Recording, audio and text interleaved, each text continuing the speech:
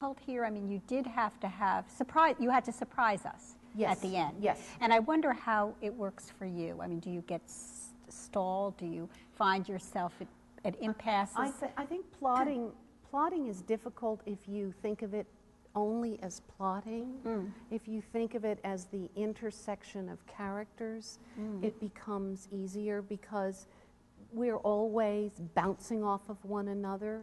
And Martha Beale can only behave as she has been raised to behave, and other characters can only behave as they innately behave.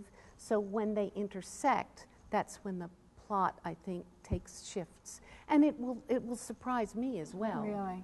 So you didn't have it plotted out, worked out in advance before you began to write? No. I let the characters enter into the story as they wanted to enter into the story. And then, of course, you get to the end and you realize you've got a lot of loose ends to tie. And then you have to go back and put it. Yeah, I guess that is how it often works, where you then adjust things backward. This is set in 19th century Philadelphia, and you know contemporary Philadelphia very well. What surprised you most in doing your research about how Philadelphia has changed since that time? Well, one thing that I think we forget in Philadelphia is that in 1842 it was not consolidated as the city that we know now. So it was still broken up into districts and boroughs and smaller townships. If you then were, this was a crime, I must say. It was considered to be, it was a scandal, and every single newspaper monthly had an article decrying the situation because there was no unified police force and there was no unified fire. So there were just these little pockets, these little neighborhoods. That then controlled themselves within supposedly the greater idea of Philadelphia. But it meant that if you were a criminal in Philadelphia and you had created a notable crime, you could escape into another district. You could go from Fishtown to Kensington, say, and escape prosecution. Really? You could disappear. If you were caught, you would be brought back. Right. But you could disappear because there wasn't the kind of police force that we have come to know and recognize as a municipality's police force. At what point did the city become consolidated? 1854. Okay. Consolidation Act. 10 years later, essentially. Now, your ancestors, some of them do show up in this book. Could you tell us a little? Well, they do. They're disguised. Yeah. Could you tell us some of the characters that are sort of obliquely? Well, Lemuel Beale, who's the father in this, is a financier. So I used some of Francis Martin Drexel for him. And then I used a little bit of Drexel also. Did he die a violent death? No. He did, actually. He did? Oh. He did. Francis Martin Drexel died. This is all kind of a mystery still. He died while exiting a train coming from Reading. And no one really knows whether he was pushed or whether it was just an accident. But the train was moving? I think the train had stopped, or else he got off and it moved again. It's even the incident is completely shrouded as to exactly what happened. And how interesting. Well, if you think about the fact that he had been able to give the government or loan the government so much money, you know, was there a supporter of the southern states who was angry? It's just never really been explored. That sounds like a project doesn't it? Down the road for you. After you complete how many books you're going to have in this series. How many books do you imagine this book? I don't know. I don't want to get stuck doing the same thing over and over again, but I would imagine I might do 4 now in this present time. Then I'd love to jump back and look at their ancestry and maybe go to Philadelphia when it was a city of occupation during the a Revolutionary War, because that's something we don't think about, that the British occupied the city, and it was dangerous. It was dangerous to be an American living in Philadelphia then. Yeah. You have said that you're from the romantic side of the Biddle family. There was a romantic side, and I guess there was a more Solid. solid. They were called the solids. Could you explain a little bit the difference in what the romantic Biddles were like? You know, that was a historian invented that term, and I've always been very grateful that I wasn't born a solid. Although, on the other hand, the solids have the money, so maybe being a solid would have been a better thing. Isn't that why the romantic Biddles were romantic? They didn't have the money. I mean, the solid Biddles had the money because they were solid. They kept it and they invested it. That's right. Yeah. Darn. But so it's just as well that you're not a solid. Well, they did very chancy things. They were sea captains, and they, you know. These are the romantic Biddles. These are the romantics. There was, you know, they fought duels. They were given to extravagant gestures, whether, you know, with their lives or their estates or just careers. So and it seems to be they're all like that. It's kind of amazing. And the other side were bankers. Bankers. Well, you said that the Biddle family had the solids and the romantics. Did the Drexels also? No, they didn't. I don't know really as much about the Drexels. My grandfather's mother was Emily Drexel. She was the eldest daughter. And that's my connection. And when she died, the Drexels, Anthony Drexel, didn't feel that Edward Biddle, his son-in-law, was the right kind of father for his 3 grandsons. So he sent Edward packing and raised the boys. So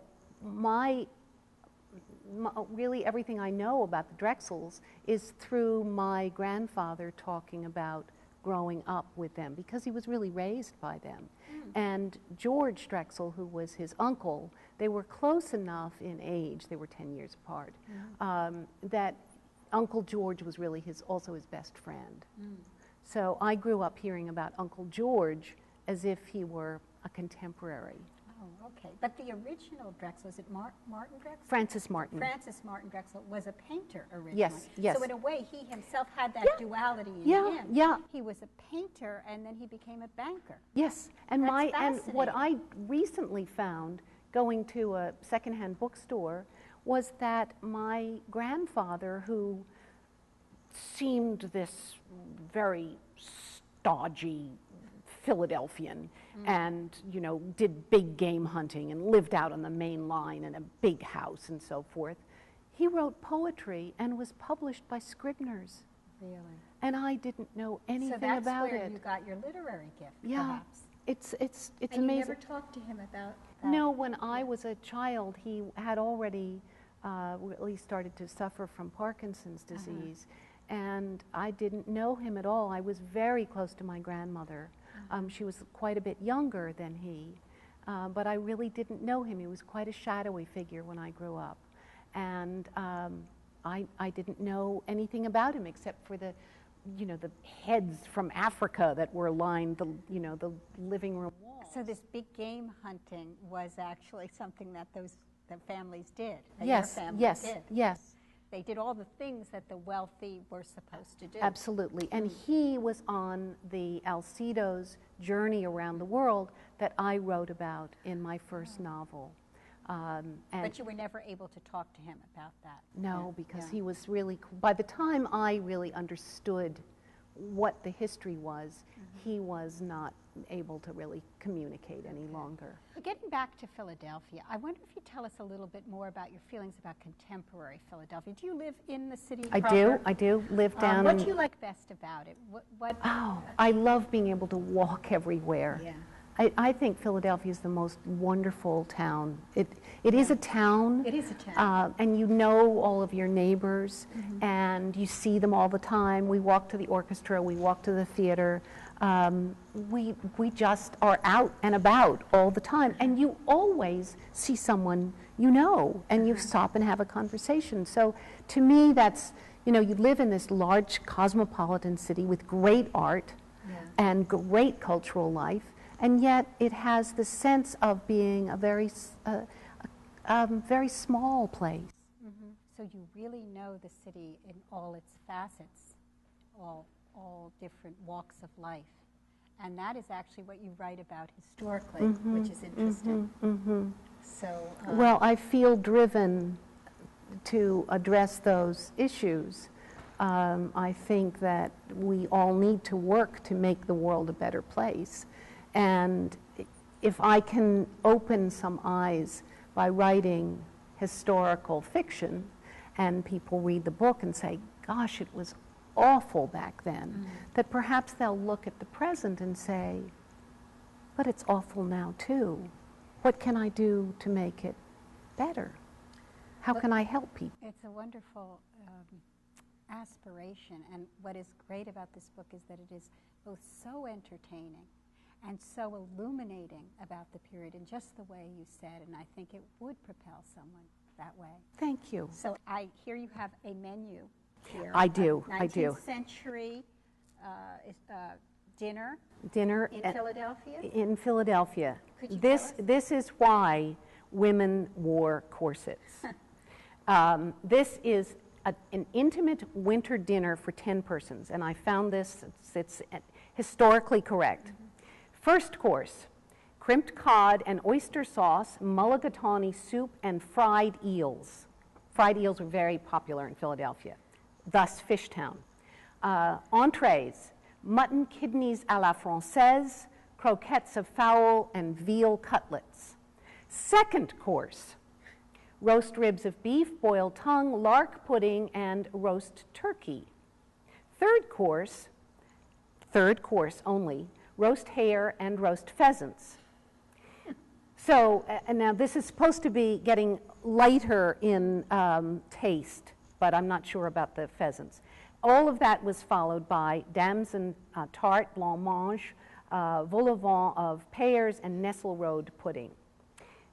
So, after that, I think you really couldn't. And with the wines on top of that, no doubt. Oh, different wines with every course. So the table was just groaning. Yes, and when you think of the poverty that was existing at the same time, it's really amazing. Yeah.